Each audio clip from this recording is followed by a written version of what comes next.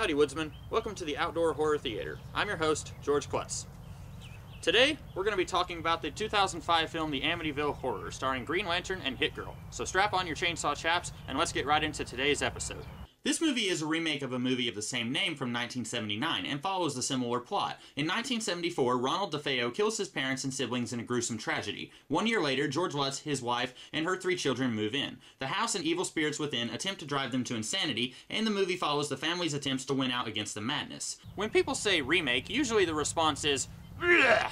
And sometimes, rightly so. Movies like Burton's Charlie and the Chocolate Factory or Emmerich's Godzilla are enough to make even those of us with the hardiest constitutions hurl. But the naysayers often forget that movies like Scarface, The Wizard of Oz, and The Thing wouldn't exist if it wasn't for a director dusting off an old and often forgotten movie and reinterpreting it.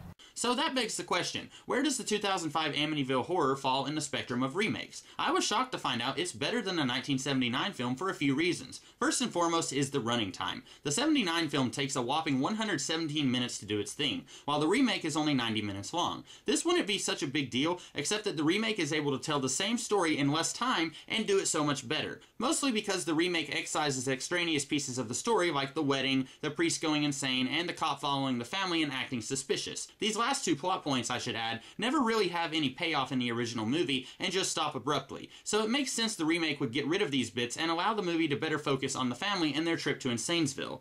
The remake also has better acting all around. I like Margot Kidder, so it surprised me to see Melissa George doing a better job playing a mother who is at her wit's end trying to protect her family from a force she doesn't understand.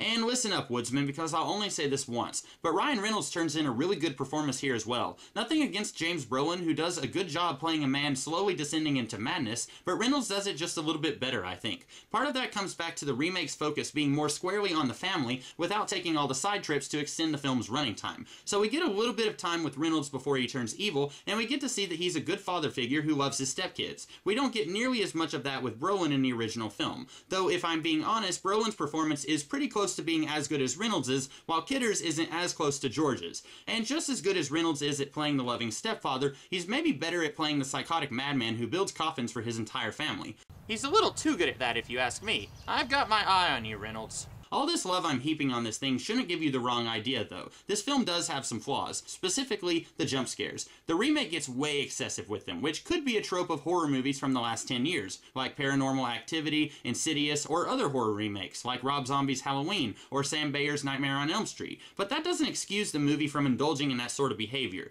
The original movie did have some jump scares, but it feels like the remake has 5 times as many, and jump scares have been around for a long time. But like I said, it seems like they're much more prevalent these days. What makes this so frustrating is that jump scares are usually a sign that a movie doesn't have anything scary to show the audience, so they go to the cheap route of jump scares. But the subject matter of Ryan Reynolds slowly going insane and hunting his family down is plenty scary enough without the unnecessary jump scares. Getting back to my discussion of remakes before we conclude today's episode, some might ask if this remake stands on its own and can be viewed without seeing the original film. I would answer with a resounding yes. I saw the remake many years ago, and it wasn't until I was preparing for today's episode that I watched the original movie. That, coupled with the fact that the remake is just a better film all around, allows me to confidently answer that the 2005 remake of the Amityville Horror does stand on its own. You won't be shouting timber anytime soon.